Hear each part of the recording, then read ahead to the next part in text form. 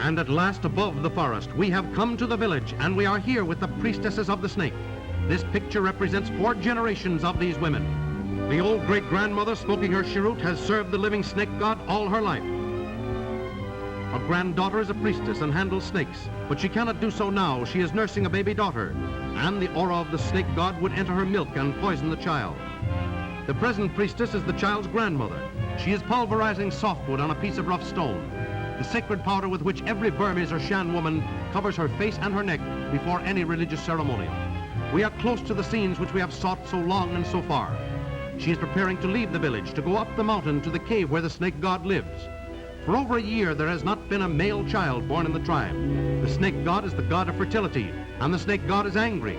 So the villagers have come in the old traditional way to beg her to go and work her power upon the snake and intercede with the god. Watch the most fearless woman I have ever met. About 45 perhaps, slight and wiry, with coarse features and coarse hands, yet I never saw, I think, a more graceful woman. We have started with her now up the mountain. There are about 20 of us in bullock carts without springs, on a trail so rough that before long I wish I had gone on foot. The axles make a deafening screech. They are left unlubricated so that their screeching will scare and keep away the evil spirits. We climb on as far as the bullock carts can go. Then we climb on foot, up wild rocky ravines toward the top.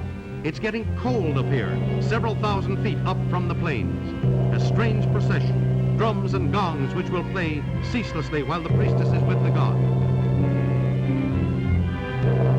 Another man carries a platter full of offerings. The priestess herself, unconcerned, completely fearless, and yet the snake which you will see her handle is the terrible Hamadryas, or king cobra, the largest and most vicious of the cobras.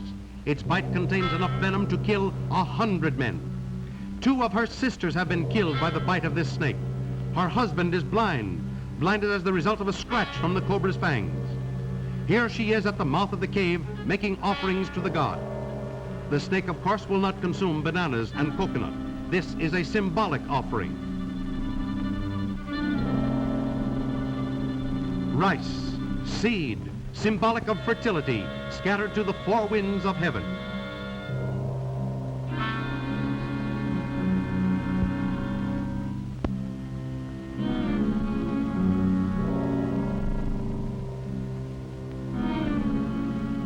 Now she is calling the god. What magic she uses to call the god out of that cave, I don't know.